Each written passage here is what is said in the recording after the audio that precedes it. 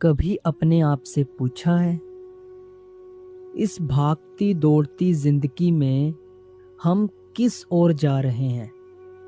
सुबह से रात काम, जिम्मेदारियां, शोरगुल।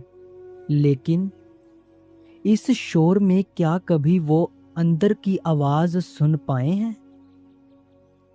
एक आवाज जो हमें बार बार पुकारती है, जो कहती है, रुक जा, रुक जा, थम जा। कुछ पल अपने प्रभु के साथ बैठ, अपने अंदर झांक, अपने उस सच्चे घर की ओर लौट चल। भजन सिमरन कोई रस्म नहीं है, ये तो आत्मा की सांस है। जैसे मछली बिना पानी के तड़पती है, वैसे ही आत्मा भी तड़पती है, उस नाम के बिना, उस सिमरन के बिना। क्या तुमने कभी उस तड़प को महसूस किया है, जो सच्चे प्रेम में होती है, जो रूह को रोने पर मजबूर कर देती है, जिसमें आंखें भीगती नहीं बल्कि दिल भीगता है।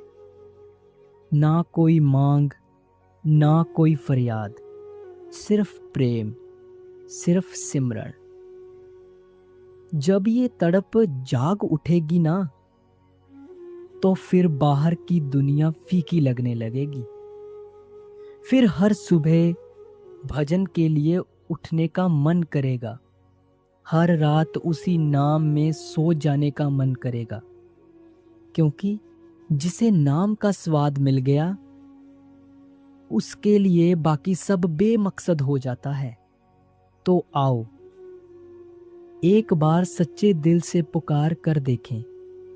भजन में बैठो, सिमरन में डूबो, तड़प खुद ब खुद जाग उठेगी। और यही तड़प तुम्हें तुम्हारे प्रभु से मिला देगी। गुरु प्यारी साध संगत जी, आप सभी को प्यार भरी राधा स्वामी जी। आज का हमारा सत्संग इसी विषय के ऊपर होने जा रहा है। सत्संग बहुत ही महत्वपूर्ण है। इस सत्संग को एकांत में बैठकर जरूर सुनें जी। संगत जियो, आज का सत्संग हम गुरु अमरदास जी महाराज जी की वाणी में से ले रहे हैं। और आज के सत्संग के वचन इस प्रकार हैं। आप बनाए ता सब किछ पाए, गुर शब्दी सच्ची लिव लाए। साध संगत जियो, गुरु अमरदास जी महाराज आज के इस सत्संग में क्या क्या फरमान दे रहे हैं संगत को, आइए हम पूरे श्रद्धा भाव से बैठकर एकांत में श्रवण करते हैं। एक एक तुक बड़ी खोलकर समझाई गई है, कृपया ध्यानपूर्वक सुन। आप जी कहते हैं, यह तीसरी पातशाही श्री गुरु अमरदास जी महाराज जी की वाणी है। इस छोटी सी शब्द में आप गुरमत यानी संतों महात्माओं की तालीम के बारे में बड़ी अच्छी तरह खोलकर समझा रहे हैं। यूं तो किसी भी महात्मा की वाणी लेकर खुले दिल से खोज की जाए तो यही पता लगता है कि हर एक महात्मा का एक ही उपदेश है, एक ही संदेश है। दुनिया में कोई महात्मा कोई कौम तो बनाने के लिए नहीं आता या मजहब बनाने के लिए नहीं आता। महात्मा को एक ही उपदेश है, भक्ति करवाकर हमें देह के बंधनों से आजाद करवाकर परमात्मा के साथ मिलाने के लिए वो आते हैं। लेकिन ऐसे गुरुमुखों और भक्तों के जाने के बाद हम सांसारिक जीव बाहर मुखी हो जाते हैं। हम देखें कि हम कर्मकांड में भी फंस जाते हैं। उन महात्माओं के इतने ऊंचे और सच्चे उपदेश को छोटे छोटे दायरों में बंद करके कौमों और मजहबों, मुल्कों, शक्लों, पदार्थों की पता नहीं क्या क्या करने लग जाते हैं और एक दूसरे के साथ लड़ना झगड़ना भी शुरू कर देते हैं। हम किस लिए ऐसा करते हैं?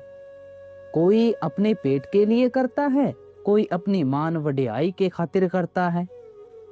आप समझाते हैं कि हमारी आत्मा उस परमात्मा की अंश है।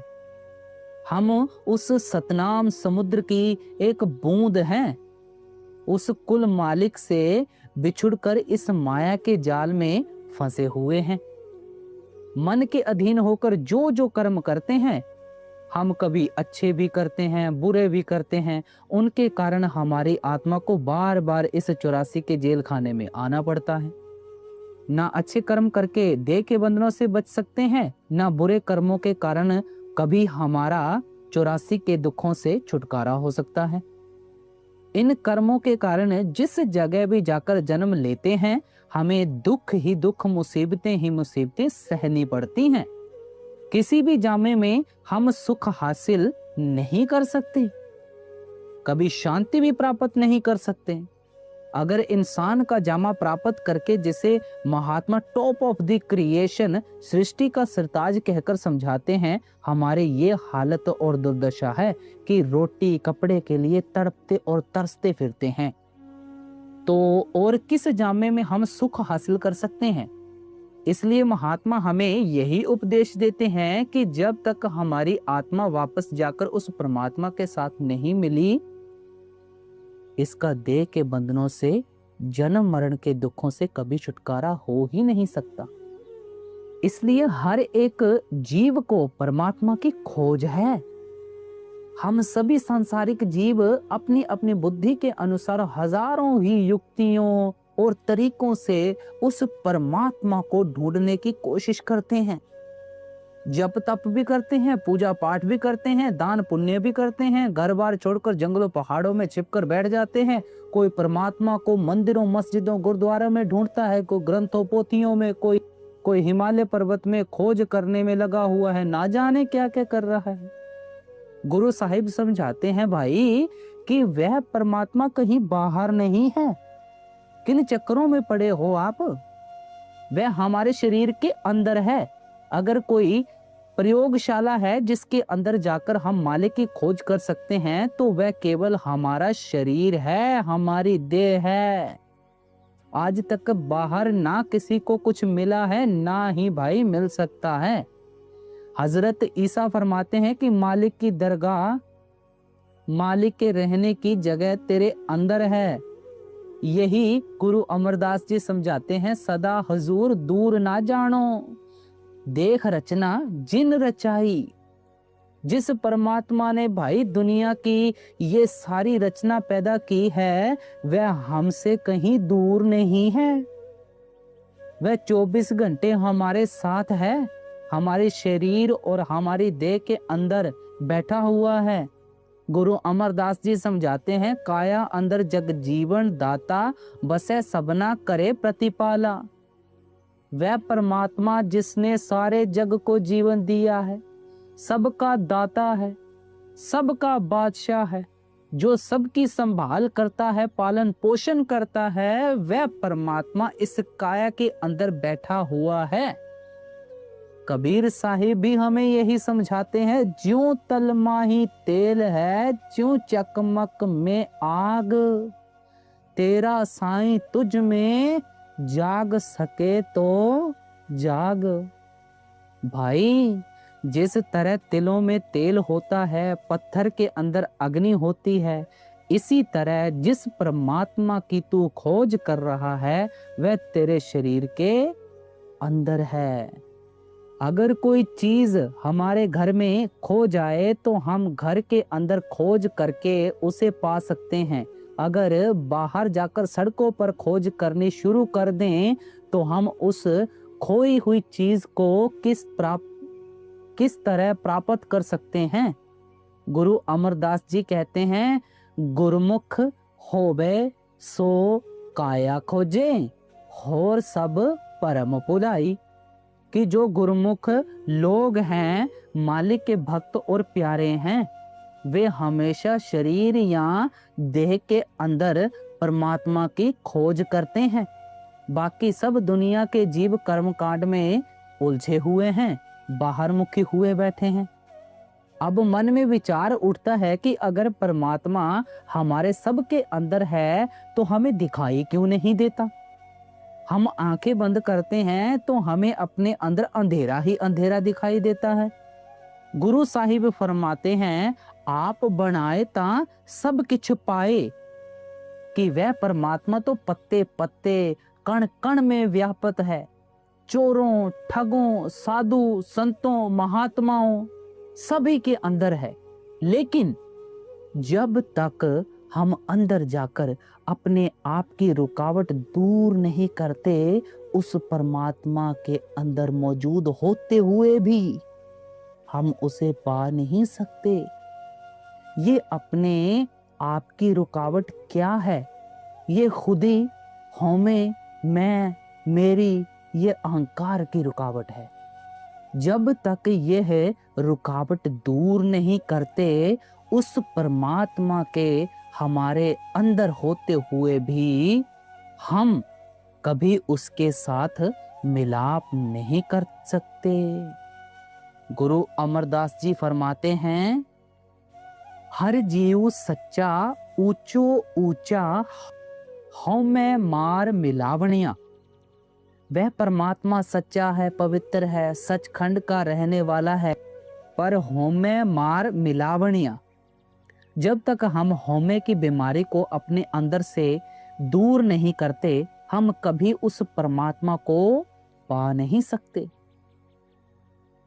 ये हमें क्या है जो हम सारा दिन सोचते हैं कि हमारी, कि मेरी कौम है, मेरा मजहब है, मेरा मुल्क है, मेरी औलाद है, मेरी जायदाद, जिन चीजों को सारा दिन मेरा मेरा कहते रहते हैं, वास्तव में ये सब कुछ उस परमात्मा का है। हम अपने आप को उससे अलग समझे बैठे हैं, इनको अपना बनाने की कोशिश करते हैं। ये आज तक ना कभी किसी के बने हैं, ना बन ही सकते हैं, लेकिन इनको अपना बनाने की ख्वाहिश हमें इनके मोह और प्यार में इतना फंसा देती है कि हमें रात को सपने भी इन्हीं के आते हैं, और मौत के समय सिनेमा की स्क्रीन की तरह इन्हीं की शक्लें हमारी आंखों के सामने घूमनी शुरू हो जाती हैं।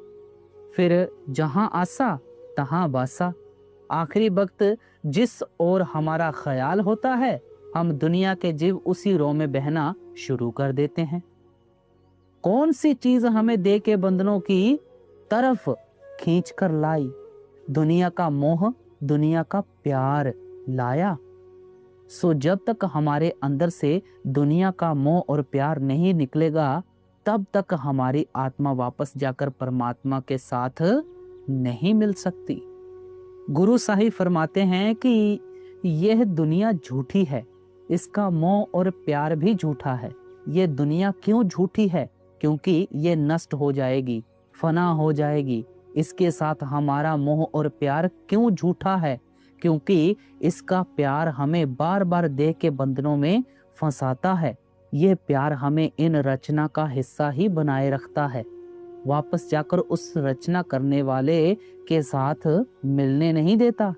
इसका प्यार हमें जन्म मरण के दुखों में फंसाए रखता है। इसलिए गुरु साहिब कहते हैं कि यह दुनिया और इसका प्यार दोनों ही झूठे हैं।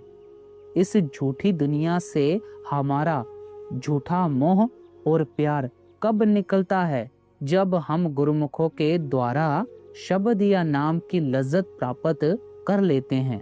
गुर शब्दी सच्ची लेवलाए। जब परमात्मा के साथ हमारा सच्चा प्यार पैदा हो जाता है, सो जब तक हमें वह सच्चा प्रेम और प्यार नहीं मिलता, इस झूठी दुनिया से हमारा झूठा मोह और प्यार कभी निकल ही नहीं सकता।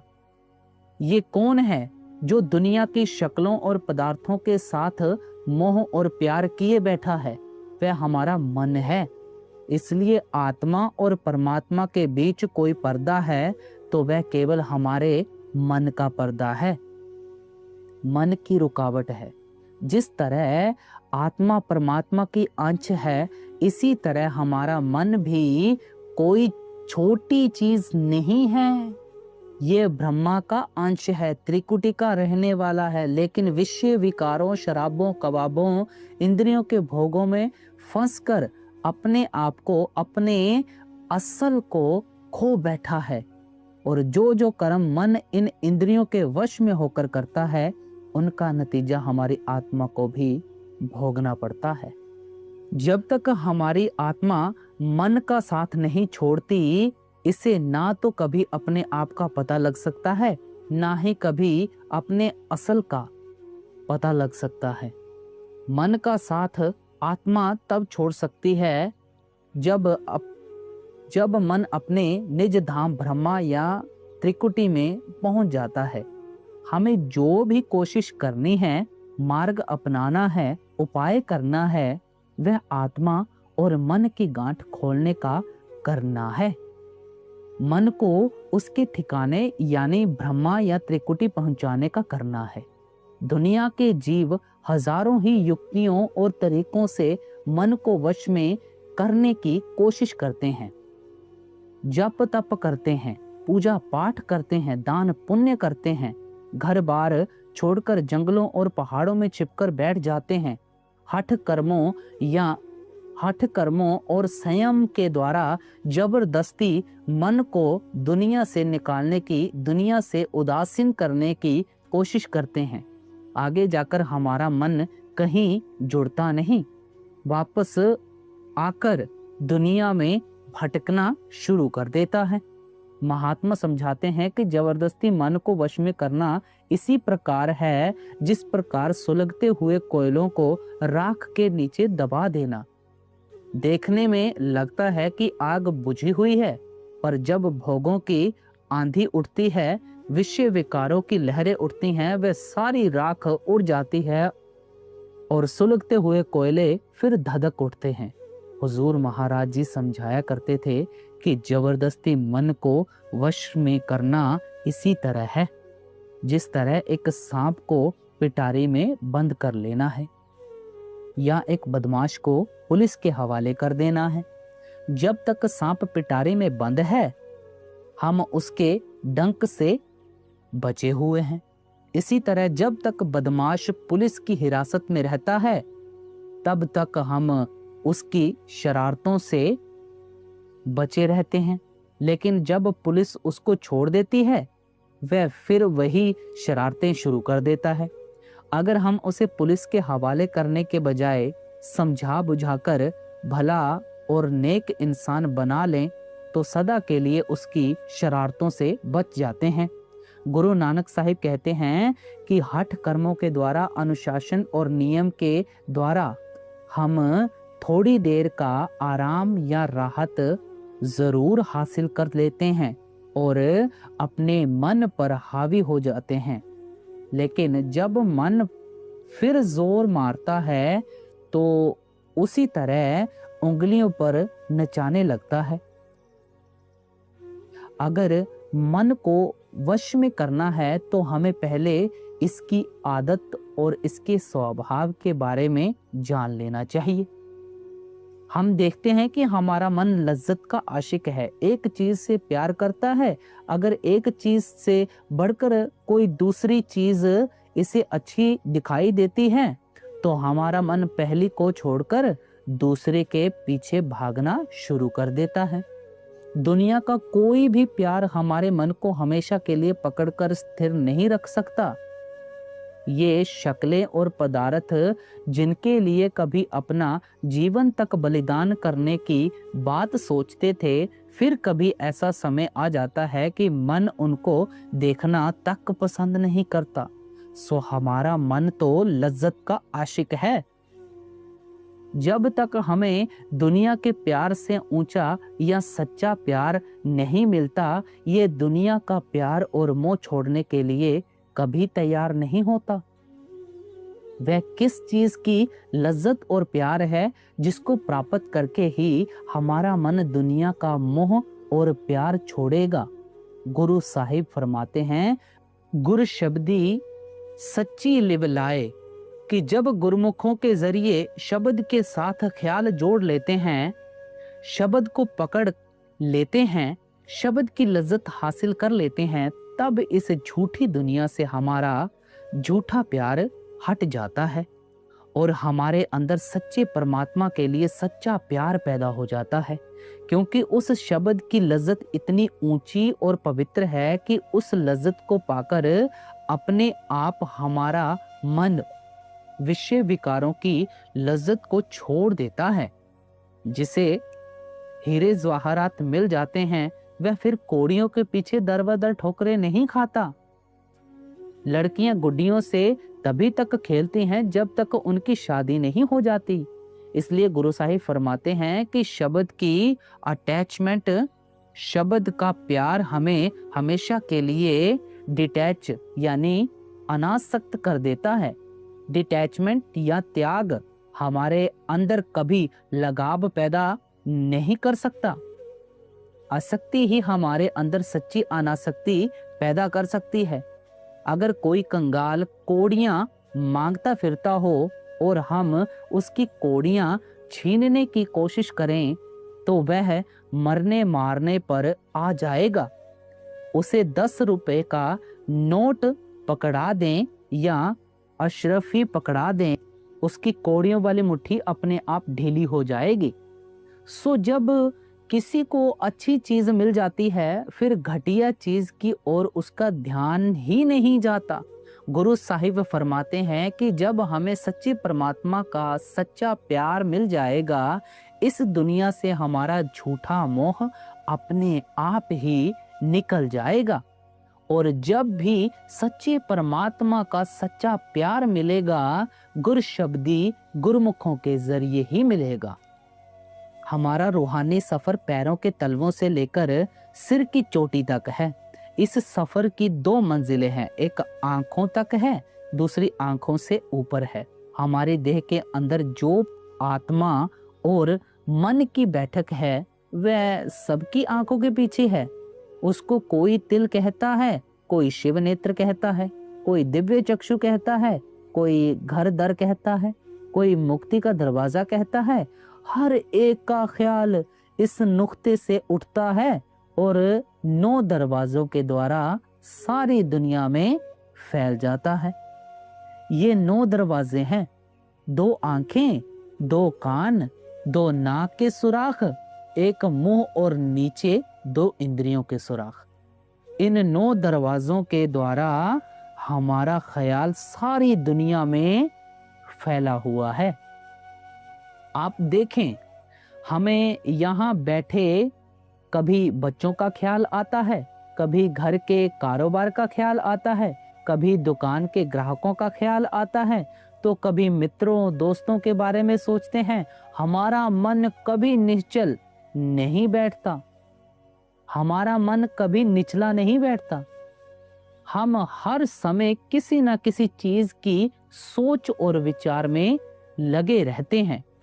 अगर हम कोई चीज भूल जाएं और उसे याद करना हो तो हमारा हाथ अपने आप इस नुक्ते यानी तीसरे तिल को पकड़कर बैठ जाता है।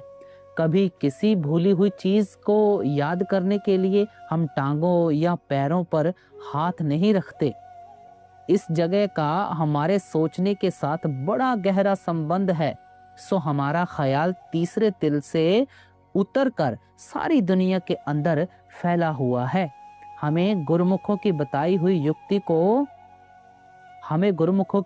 हुई युक्ति और तरीकों के अनुसार इस फैले हुए ख्याल को वापस लाकर समेटकर इसी नुक्ते पर एकाग्र करना है।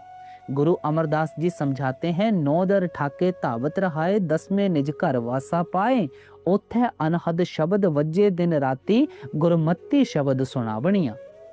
कि जिस समय तुम 9 दरवाजों में से ख्याल को निकालकर आंखों के पीछे लाओगे, तुम अपने घर के दरवाजे पर पहुंच जाओगे। उस घर के दरवाजे की यही निशानी हमेशा याद रखनी है कि उस नुक्ते पर हर वक्त अनहद शब्द धुनकारे दे रहा है। वह मीठी से मीठी, सुरीली से सुरीली आवाज जो मालिक की दरगाह से आ रही है, वह चोरों के अंदर भी है, ठगों के अंदर भी है, साधुओं संतों महात्माओं के अंदर भी है। वहां कभी किसी कौम, मजहब, मुल्क का सवाल ही पैदा नहीं होता।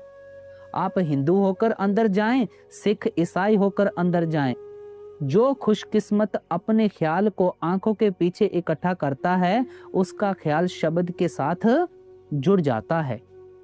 उसी आवाज को महात्मा आकाशवाणी, राम नाम, राम धुन कहते हैं। इसी को गुरु साहिब धुर की बाणी, गुरु की बाणी, अमर हुक्म, अकथ कथा कहते हैं। उसी को इस जगह शब्द या नाम कहकर समझा रहे हैं। उस शब्द या नाम की लज्जत इतनी ऊंची और पवित्र है कि इसे पाकर हमारा मन अपने आप इस दुनिया से हट जाता है। गुरु रामदास जी समझाते हैं, हरि हरि नाम अमृत रस मीठा। भाई, वह जो नाम है वह अमृत है, उसकी लज्जत बहुत मीठी है। मीठी इसलिए कहते हैं कि अभी जो लज्जतें मीठी लगती हैं वे सब हमें फीकी लगनी शुरू हो जाती हैं। जिसको मीठी चीज मिल जाती है उसका ध्यान फीकी चीज की तरफ नहीं जाता। इसलिए महात्मा हमें उपदेश देते हैं कि शरीर के अंदर जाकर उस शब्द या नाम की खोज करो। ज्यों ज्यों उस शब्द या नाम का प्यार हमारे अंदर पैदा होता है, त्यों त्यों दुनिया के पदार्थों यानी इससे डिटैचमेंट पैदा होनी शुरू हो जाती है। इस दुनिया का झूठा मोह या प्यार निकलना शुरू हो जाता है। परमात्मा का सच्चा मोह या सच्चा प्यार हमारे अंदर पैदा होना शुरू हो जाता है। परमात्मा का प्यार और भक्ति ही हमें वापस मालिक के साथ मिला सकती है। महात्मा जिस सच्चे नाम की वड्याई और महिमा करते हैं वह सच्चा नाम कोई लज्जत नहीं है। वह जो अपने अपने प्यार में आकर हम परमात्मा के नाम रख लेते हैं, कोई अल्लाह, कोई वाहे गुरु, कोई हरिओम, कोई राधा स्वामी, कोई करीम, कोई परमेश्वर वगैरह, ये सब हमारे वर्णात्मक नाम हैं। पहले तो कितने ही देश हैं, एक एक देश की कितनी ही बोलियां हैं और हर एक बोली में कई कई लफ्जों और शब्दों के साथ दिन रात मालिक को याद किया जाता है। सो ये जितने भी हमारे लफ्ज हैं ये सब लिखने, पढ़ने और बोलने में आ जाते हैं। लेकिन जिस नाम की महात्मा महिमा करते हैं वह सच्चा नाम है। वह ना आंखों से देखा जा सकता है, ना कानों से सुना जा सकता है, ना जुबान से बयान किया जा सकता है।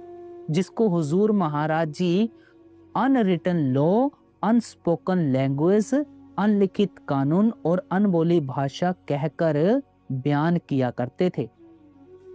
गुरु अंगद साहिब अपनी बाणी में उस नाम की महिमा इस प्रकार करते हैं, अखी वाजो वेखना बिन कन्ना सुनना, पैरा वाजो चलना बिन हथा करना, जीबे वाजो बोलना इयो जीवत मरना, नानक हुक्म पहचान के तव खस्मे मिलना।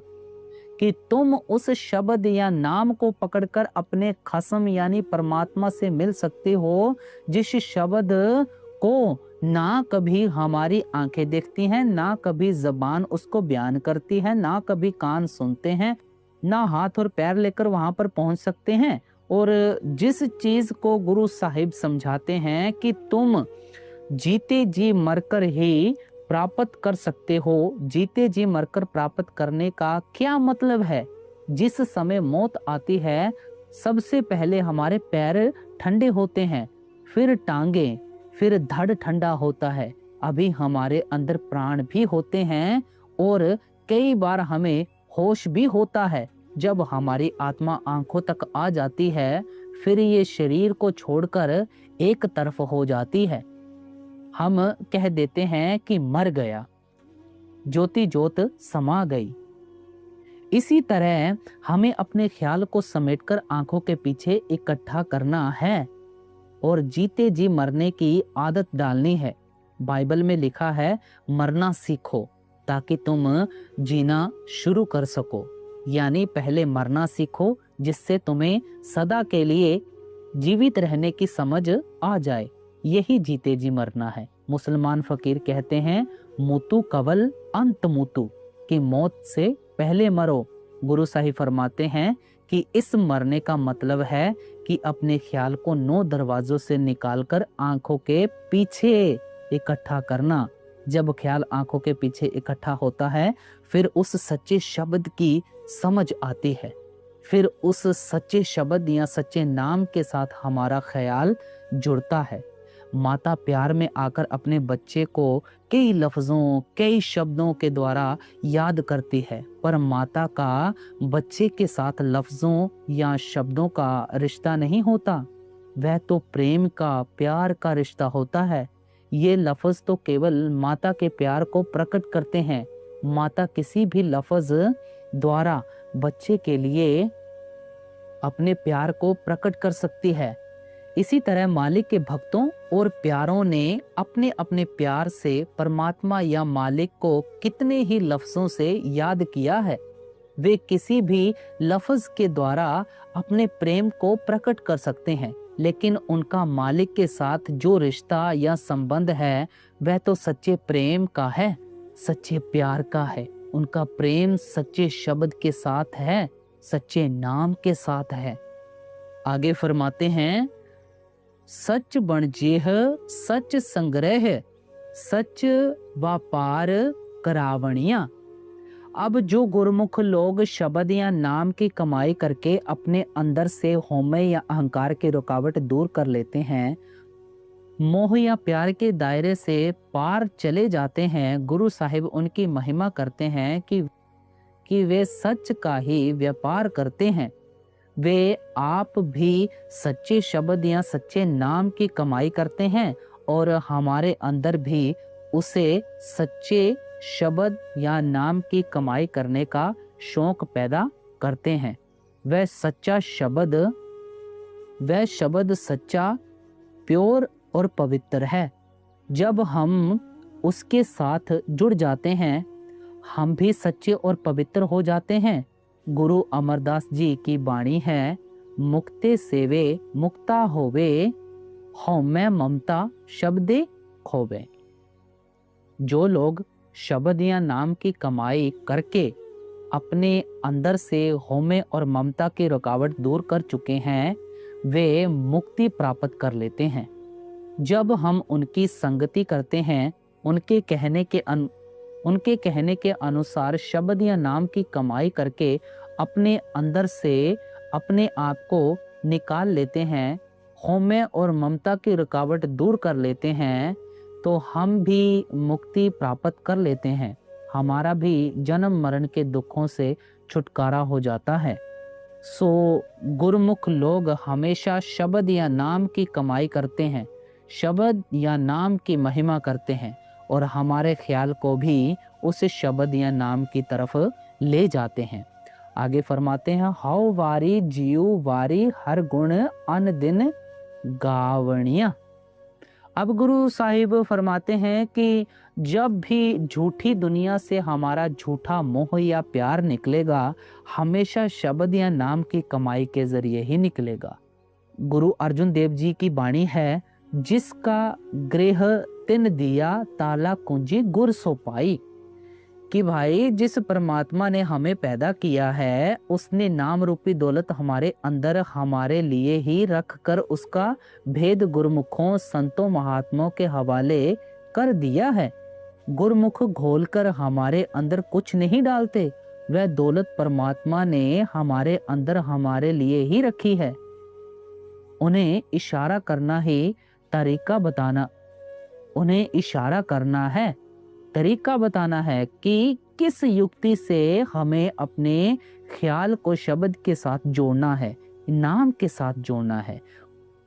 हुजूर महाराज जी एक बहुत सुंदर मिसाल दिया करते थे कि सबको पता है दूध के अंदर घी होता है, लेकिन जब तक युक्ति का पता ना लगे, तरीका पता ना लगे, हम कभी भी दूध से घी हासिल नहीं कर सकते। जब कोई युक्ति बताता है कि किस तरीके से दही जमाना है, किस तरह से दही को मथ कर मक्खन निकालना है, फिर मक्खन को गर्म करके छाछ को अलग कर देना है, तब उसी दूध में से घी निकल आता है। घी को दूध में से ही निकलना है, बाहर से नहीं निकलना। लेकिन जब तक कोई युक्ति बताने वाला नहीं मिलता, उस दूध के घी का हमें क्या फायदा हो सकता है। यही गुरु साहिब समझाते हैं कि गुरुमुखों के जरिए युक्ति पता लगती है, शब्द या नाम की कमाई करने का साधन और तरीका पता लगता है, और फिर झूठी दुनिया से हमारा झूठा मोह और प्यार निकलता है। सच्चे परमात्मा के साथ सच्चा प्यार पैदा हो जाता है। इसलिए आप फरमाते हैं, हम अपने सतगुरु पर कुर्बान जाते हैं, बलिहार जाते हैं, अपने आप को उन पर न्योछावर करते हैं। हरि गुण अनदिन गावणिया, हम हमेशा के लिए हरि के गुण गाने शुरू कर देते हैं। हरि के गुण गाने का क्या मतलब है कि हम शब्द या नाम के साथ जुड़ जाते हैं। इससे पहले हम दुनिया के गुण गाने में लगे हुए थे, दुनिया के धंधों, दुनिया के प्यार में फंसे हुए थे। लेकिन जब गुरुमुखों की संगति मिलती है, उनकी तालीम के मुताबिक हम दुनिया के गुण गाने छोड़ देते हैं और उस परमात्मा के गुण गाने लग जाते हैं। उस परमात्मा के साथ हमारा मोह या प्यार पैदा हो जाता है। गुरु अमरदास जी कहते हैं, गोविंद गोविंद कहे दिन राती, गोविंद गुण शब्द सुनावणिया। कि भाई दिन रात गोविंद गोविंद कहने से तुम्हें कभी गोविंद नहीं मिल सकता। अगर तुम गोविंद के गुण गाना चाहते हो तो इसके लिए अंदर से शब्द को सुनना पड़ता है, नाम के साथ ख्याल जोड़ना पड़ता है। तब जब तक शब्द या नाम के साथ ख्याल नहीं जुड़ता, जब तक हम गोविंद के गुण नहीं गाते, तब तक तो हम दुनिया के ही गुण गाने में लगे हुए हैं। सो गुरु साहिब फरमाते हैं कि गुरुमुखों की संगति में जाकर इस दुनिया का गुणगान छोड़कर शब्द या नाम के साथ ख्याल जोड़ना चाहिए। हमें आगे समझा रहे हैं, हाउ तेरा तू ठाकुर मेरा, शब्द वडियाई देवणिया। गुरु साहिब समझाते हैं कि जब हम हरि के गुण गाने लगते हैं, फिर हमें समझ आती है कि हम परमात्मा के दास हैं, नौकर हैं, चाकर हैं, गुलाम हैं, और वह परमात्मा हमारा स्वामी है, मालिक है, हमारा सब कुछ है। हमें ये फख्र मिल जाता है कि हम दास हो गए और परमात्मा हमारा स्वामी बन गया, हमारा मालिक बन गया। आप समझाते हैं, शब्द वडियाई देवणिया। ये वडियाई तब मिलती है जब शब्द की कमाई करते हैं, नाम की कमाई करते हैं, फिर हमें अपनी असलियत का पता लगता है, परमात्मा की असलियत का पता लगता है, और इस दुनिया से हमारा ख्याल निकलकर परमात्मा के साथ जुड़ जाता है। गुरु साहिब समझाते हैं कि जब भी हमें ये फख्र हासिल होगा, केवल शब्द की कमाई करके, नाम की कमाई करके ही प्राप्त होगा। शब्द की कमाई के द्वारा ही हमारा ख्याल दुनिया के मोह या प्यार से निकलेगा और हम अपने आप को परमात्मा के चाकर और दास समझने लगेंगे, परमात्मा के आज्ञाकारी सेवक समझने लगेंगे। आगे समझाते हैं, वेला वक्त सब सुहाया, जिस सच्चा मेरे मन पाया। अब गुरु साहिब फरमाते हैं कि आम तौर पर हम जब भी दुनिया का कोई काम शुरू करते हैं तो हम सोचते हैं कि कौन सी घड़ी शुभ है, कौन सा मुहूर्त अच्छा है, कौन सा समय ठीक है, ताकि शुभ वक्त ही कोई काम आरंभ किया जाए। लेकिन गुरु साहिब समझाते हैं कि सारे ही वक्त परमात्मा के बनाए हुए हैं, सारे ही समय शुभ हैं, कोई भी वक्त अशुभ नहीं हो सकता। ये हमारा मन ही बुरा है जो कि हमें परमात्मा की भक्ति की तरफ नहीं जाने देता, इन वहमों और भ्रमों में फंसा कर रखता है। गुरु साहिब कहते हैं कि वही समय, वही घड़ी शुभ है, वही मुहूर्त अच्छा है जिस समय हमारा मन परमात्मा की भक्ति की तरफ जाता है, परमात्मा के प्यार की ओर जाता है। आपके समझाने का मतलब है कि नाम की कमाई करने के लिए जो भी समय मिलता है उसी से लाभ उठाना चाहिए। सुबह समय मिलता है, सुबह भजन में बैठो। दोपहर समय मिलता है, दोपहर भजन में बैठो। शाम को समय मिलता है, शाम को भजन में बैठो। जो भी घड़ी 2 घड़ी परमात्मा की याद में लगाओगे वही हमारे लेखे में लिखी जाएगी। उसका लाभ हर एक को प्राप्त होना है। और सुबह के वक्त में बहुत से ऐसे फायदे होते हैं जो हमें किसी दूसरे समय नहीं मिल सकते। सुबह जिस समय हम सोकर उठते हैं, हमारा शरीर ताज़ा और स्वस्थ होता है। पिछले दिन की सारी थकावट दूर हो चुकी होती है। पिछले दिन के सारे झगड़े भी हम भूल चुके होते हैं। फिर गलियों मोहल्लों में भी खामोशी होती है। घर के अंदर भी बच्चे सोए रहते हैं। ना किसी मेहमान के आने का खतरा होता है, ना किसी टेलीफोन के आने का डर। फिर जब हम दिन शुरू करने लगे हैं तो क्यों ना मालिक का नाम लेकर शुरू करें, ताकि उसका सुरूर और खुशी सारा दिन हमारे साथ रहे और हम उस खुशी और आनंद में अपना सारा दिन व्यतीत करें। अगर दोपहर को भजन में बैठोगे तो गलियों मोहल्लों में शोर शुरू हो जाता है। उस समय कोई ना कोई दोस्त पास आकर बैठ जाएगा। फिर बच्चों का काम काज करना है, दुकानों का काम काज करना है, चौके चूल्हे का भी काम काज करना है। वह समय हम अपनी इच्छा के अनुसार नहीं निकाल सकते। अगर शाम को भजन में बैठेंगे तो सारा दिन काम काज करके शरीर थका हुआ होता है, जल्दी नींद आ जाती है। फिर सारे दिन के झगड़े आंखों के सामने आ जाते हैं। जो काम सुबह घंटे 2 घंटे में बनता, जो काम सुबह घंटे 2 घंटे में बनना था, शाम को उसी के लिए 3-4 घंटे चाहिए। और इतना समय किसके पास होता है? इसलिए महात्मा कहते हैं कि सवेरे अमृत वेले भजन के लिए बैठना चाहिए। लेकिन अगर सुबह समय नहीं मिलता तो इसका ये मतलब नहीं कि परमात्मा की भक्ति के लिए कोई और समय है ही नहीं। गुरु साहिब हमारे मन को इन भ्रमों और संकल्पों से निकालते हैं कि वही घड़ी, वही मुहूर्त, वही वेला और वही समय शुभ है जिस समय हमारा मन परमात्मा की भक्ति की तरफ जाता है, शब्द या नाम की कमाई की तरफ जाता है। सच्चे सेविये सच वड्याई, गुर कृपा ते सच पावनिया। आप समझाते हैं कि वह परमात्मा सच्चा और पवित्र है। वह कभी जन्म मरण के दुखों में नहीं आता। जो कुछ हम आंखों से देखते हैं सब नष्ट हो जाएगा, फना हो जाएगा।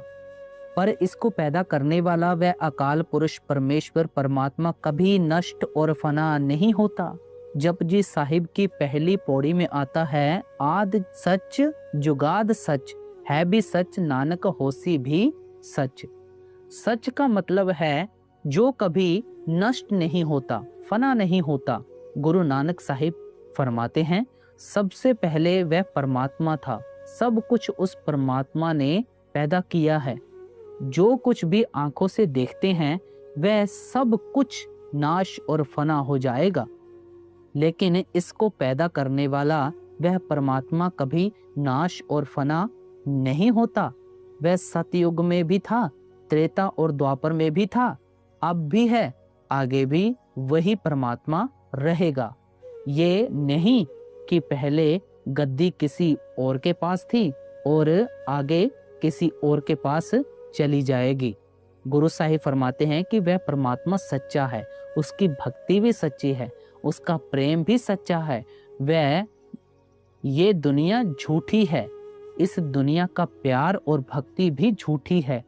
आप फरमाते हैं सच्चे सेविये सच वड्याई कि जब सच्ची परमात्मा की भक्ति करते हैं तो फिर सच्ची वड्याई मिलती है।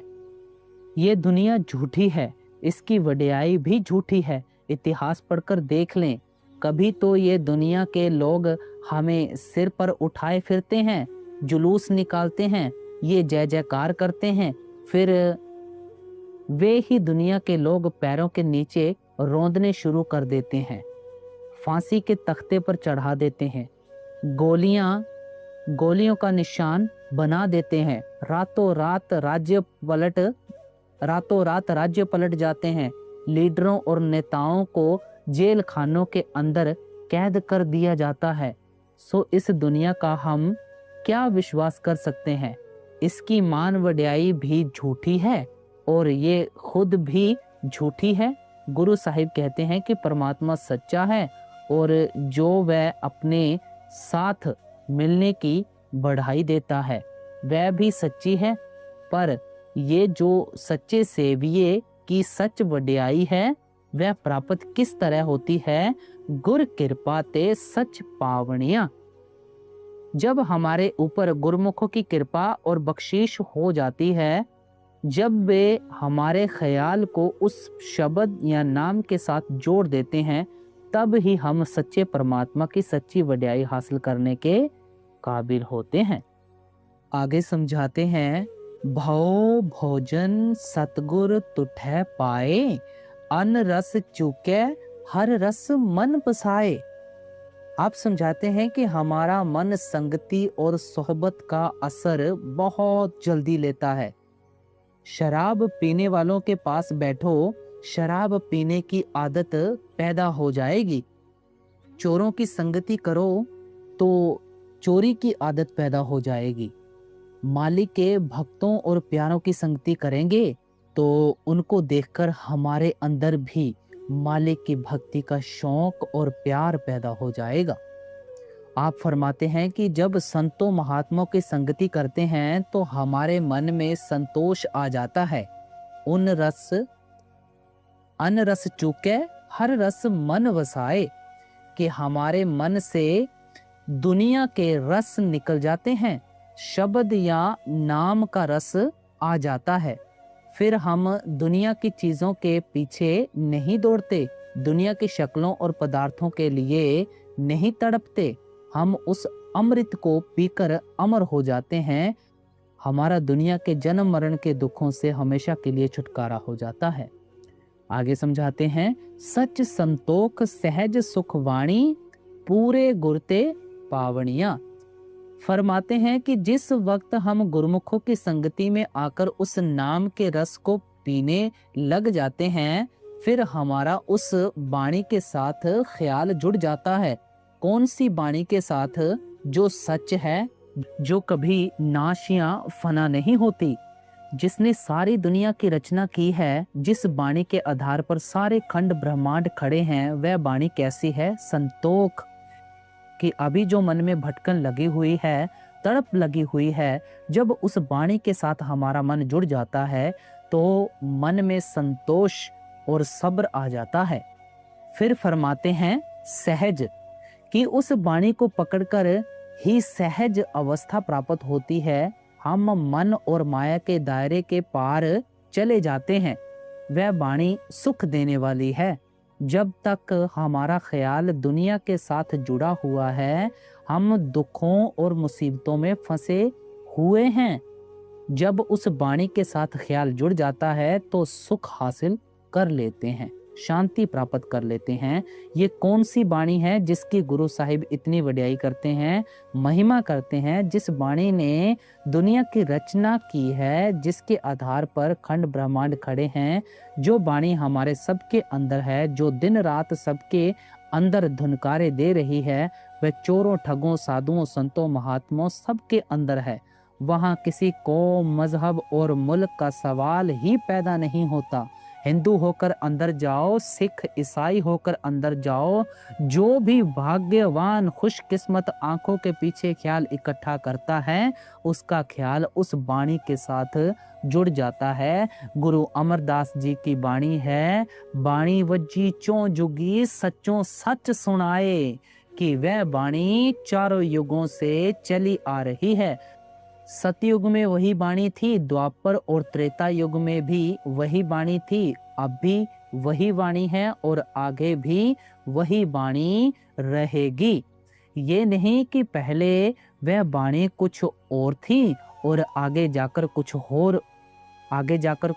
और हो जाएगी। ना वह 400-500 साल पुरानी है, ना वह 1000 साल पुरानी है, ना वह पंजाबी में लिखी जाती है, ना वह हिंदी और फारसी में लिखी जाती है। हम सांसारिक जीव तो यूं ही भाषाओं के झगड़े में उलझे बैठे हैं। वह वाणी तो 2400 घंटे हमारे सबके अंदर आंखों के पीछे धुनकारे दे रही है। यहाँ पर गुरु नानक साहिब फरमाते हैं, अंतर जोत निरंतर बाणी साचे साहिब सियों लिवलाई, कि हर एक के अंदर आंखों के पीछे ज्योति जल रही है। उस ज्योति के अंदर से मीठी और सुरीली आवाज या वाणी उठ रही है। जो उस वाणी को पकड़ता है, साचे साहिब सियों लिवलाई, उसका दुनिया से मोह या प्यार निकल जाता है, परमात्मा के साथ मोह या प्यार पैदा हो जाता है। इसलिए गुरु रामदास जी फरमाते हैं, बाणी गुरु गुरु है, बाणी विच बाणी अमृत सारे, कि वह बाणी हमारा गुरु है, वह शब्द या नाम हमारा गुरु है। गुरुमुखों का असली स्वरूप शब्द या नाम होता है। जिस वक्त वे शब्द स्वरूप होकर देह धारण करते हैं तो देह स्वरूप गुरु बन जाते हैं। लेकिन जो चीज उनको देह में गुरु बनाती है वह शब्द है, नाम है। इसलिए ऐसे महात्मा के बारे में ईसा मसीह ने कहा है, और शब्द ने देह धारण की, कि जब वह शब्द शरीर या देह में आता है तो बाहर वह हमारा रहनुमा और रहबर बन जाता है। जब हम अपने ख्याल को अंदर इकट्ठा करते हैं तो वह शब्द या वर्ड हमारा मार्गदर्शक या गुरु बन जाता है।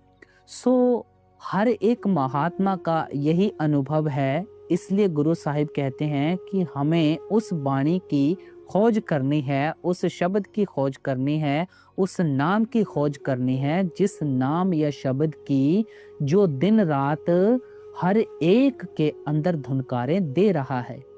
आगे समझाते हैं, सतगुर ना सेवे मूर्ख अंध गवारा, फिर होई किथह पाइन मोख द्वारा। आप समझाते हैं कि दुनिया के अंदर दो प्रकार के इंसान हैं, एक गुरमुख है, दूसरे मनमुख हैं। दोनों ही उस परमात्मा के बनाए हुए बंदे हैं, और ये भी उस परमात्मा के हाथ में है कि जिसे वह चाहता है गुरमुख बना लेता है। महानता किनकी है? केवल गुरमुखों की है। आप गुरमुख किसको कहते हैं? जो अपने अंतर में उस वाणी के साथ ख्याल जोड़े हुए हैं, शब्द के साथ ख्याल जोड़े हुए हैं। आप फरमाते हैं, सतगुरु ना सेवे मूर्ख अंध गवारा। जो गुरमुखों की संगति नहीं करते, उनके उपदेश के अनुसार शब्द या नाम की कमाई नहीं करते, उनकी क्या हालत है? वे मूर्ख अंधे हैं। वे मूर्ख हैं, अंधे हैं, गवार हैं। क्यों अंधे हैं? क्योंकि परमात्मा ने आंखें भी दी हैं, पर उन्होंने उस चीज को अंदर देखा ही नहीं, हासिल ही नहीं किया। एक तो हम आंखों से अंधे हुए बैठे हैं, दूसरे अंधेरे में फंसे हुए हैं, रास्ता दिखाई नहीं देता, अकेला घबरा रहे हैं, और फिर सिर पर पापों का बोझा उठाया हुआ है, अंधकार में भटकते फिर रहे हैं। आप फरमाते हैं, फिर होई किथे पायन मोख द्वारा, कि जब वे खुद ही अज्ञानता के अंधेरे में फंसे हुए हैं, मुक्ति किस तरह प्राप्त हो सकती है?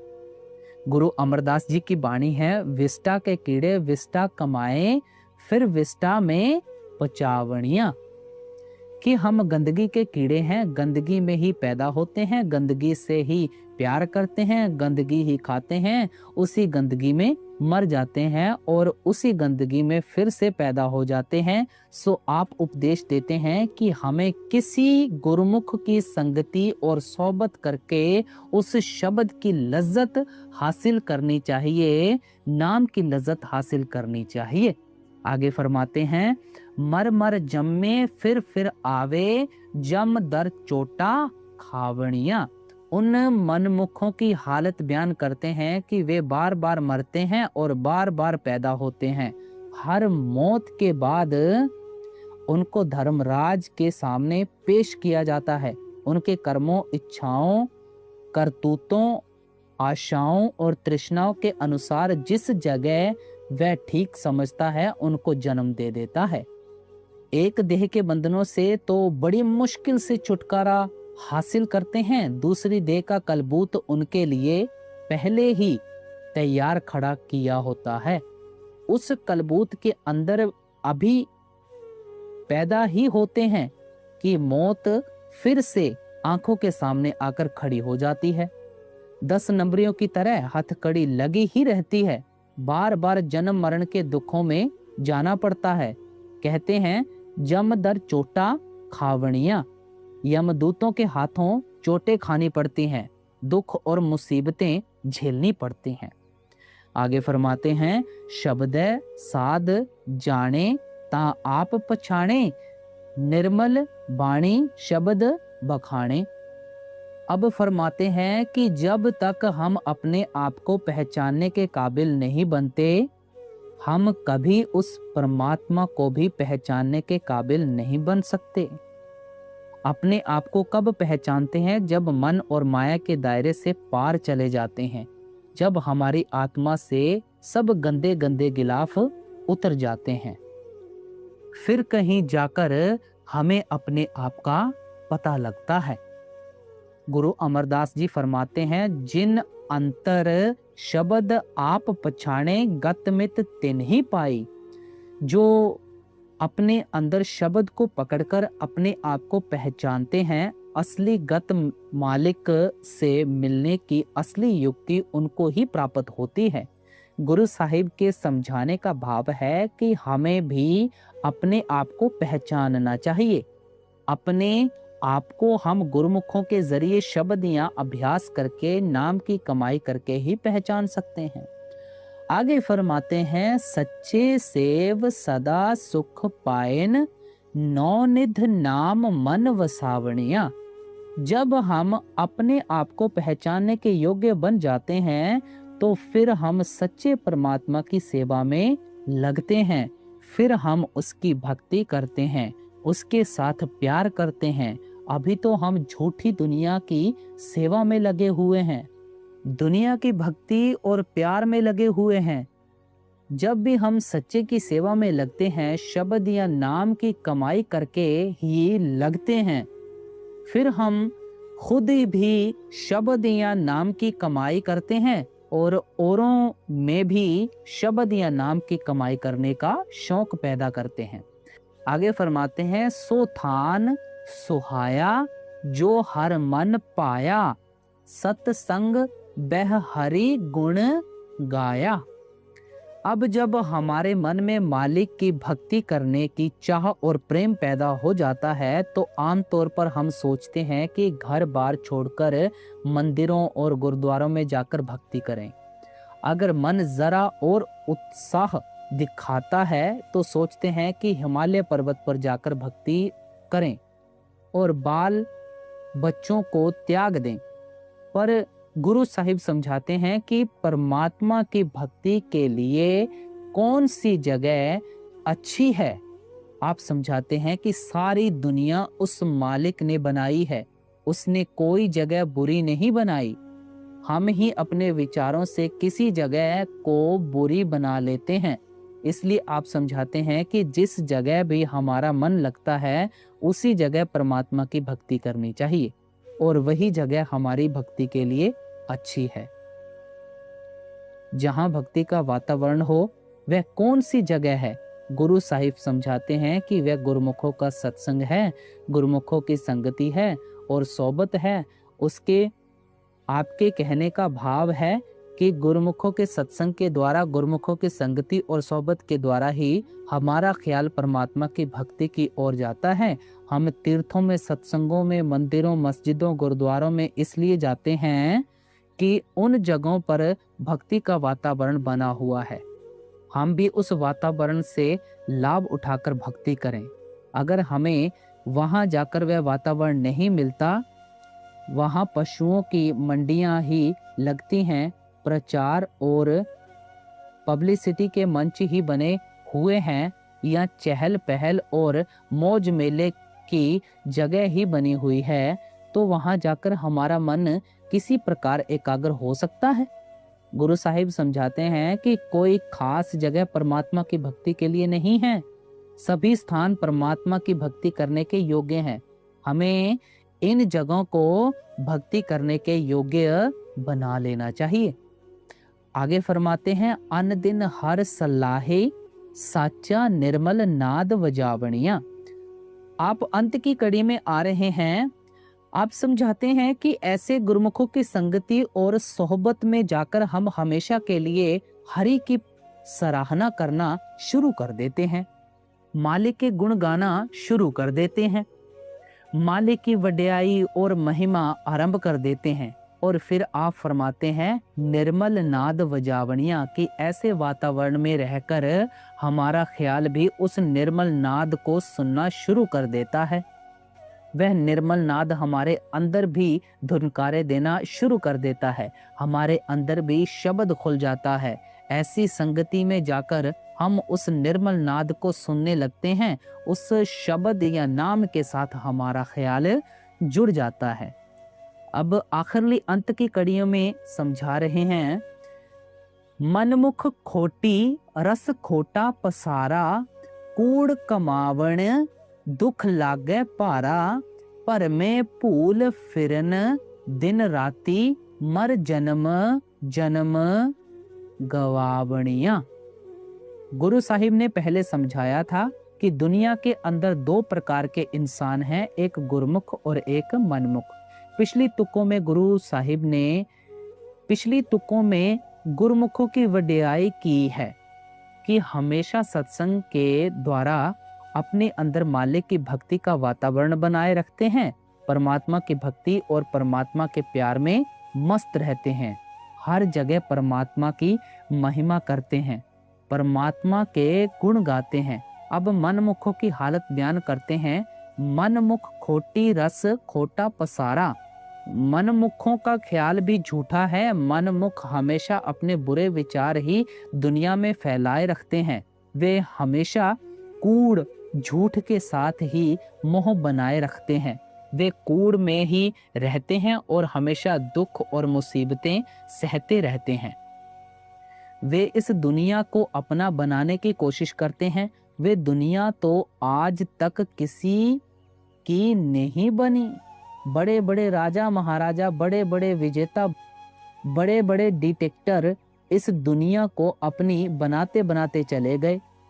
इस दुनिया ने उनका साथ नहीं दिया, तो हमारा साथ किस तरह दे सकती है। हम इसको अपनी बनाने की कोशिश करते हैं, वे अपनी बनती नहीं। हम दुखी हो जाते हैं, रोना पीटना शुरू कर देते हैं। नतीजा क्या होता है? भर में भूले फिरे दिन राती। हम कूड़ और झूठ से प्यार करके दिन रात भूले फिरते हैं। वह भ्रम क्या है? जो कुछ भी आंखों से देख रहे हैं सब भ्रम है। हम इसको असली समझकर अपना बनाने की कोशिश करते हैं। भ्रम वह है जो हमारा साथ छोड़ देगा। जो चीज नष्ट और फना हो जाएगी, सो इसी भ्रम में फंसकर हम दिन रात भूले फिरते हैं, जन्म मरण के दुखों में फंसे हुए हैं। यहाँ भी दुखी रहते हैं और मौत के बाद भी दुख और मुसीबतें सहनी पड़ती हैं। अब लास्ट की तुक में समझाते हैं, सच्चा साहिब मैं अति प्यारा, पूरे गुर के शब्द आधारा, नानक नाम मिले वड्याई, दुख सुख सम कर अब गुरु साहिब फरमाते हैं कि जब से हम सतगुरु की संगति और सोहबत में आए हैं, हमें वह परमात्मा बहुत ही प्यारा लगने लगा है। हमारे अंदर उस मालिक से मिलने का सच्चा शौक पैदा हो गया है, सच्चा प्रेम और सच्चा प्यार पैदा हो गया है। अब हमें दुनिया अच्छी नहीं लगती, परमात्मा ही अच्छा लगता है, अति प्यारा लगता है। ये जो हमें परमात्मा प्यारा लगता है, ये भी हमारे सतगुरु की दया, मेहर और बख्शिश है, जिन्होंने हमारे ख्याल को शब्द या नाम के साथ जोड़ दिया है। उनके उपदेश के अनुसार जब हमने शब्द या नाम की कमाई की तो इस दुनिया का मोह या प्यार निकल गया और परमात्मा हमें प्यारा लगने लगा। आपने शब्द की शुरुआत में ही कहा था, गुर शब्दी सच्ची लिव लाए, यानी गुरुमुखों के जरिए शब्द की कमाई करके तुम्हारे अंदर सच्चे परमात्मा के लिए लगन पैदा हो जाएगी। सारे शब्द में सिलसिलेवार आपने हमें समझाया है कि किस तरह दुनिया झूठी है और किस तरह हम इसके मोह या प्यार में फंसकर दिन रात भटकते फिरते हैं, और सच्चे परमात्मा के लिए जो सच्ची लिव हमारे अंदर पैदा होनी है, वह किस प्रकार पैदा होगी। सब कुछ बयान करने के बाद आप फरमाते हैं कि अब हमारे अंदर सच्चे परमात्मा की लिव लग चुकी है। सच्चे परमात्मा का प्यार हमारे अंदर जाग उठा है। ये जो भी दया, मेहर, बख्शिश हम पर है, सब हमारे सतगुरु की है। तो गुरु प्यारी साध संगत जियों, आज के सत्संग में देखिए हमें गुरु साहिब ने बड़े ही तरीके से खोल खोल कर समझाया, हर एक तुक ले लेकर समझाया कि हमें क्या करना चाहिए, क्या नहीं करना चाहिए, और कैसे हमें भजन सिमरन की कमाई में लगना है, नाम की कमाई में लगना है, शब्द की कमाई में लगना है। तो हमें भी इस सत्संग से हिदायतें लेनी चाहिए और हमें भी निरंतर भजन सिमरन करना चाहिए। तो गुरु प्यारी साध संगत जी, आप जी को बाबा जी की तरफ से बहुत बहुत प्यार और आशीर्वाद। सभी को राधा स्वामी जी।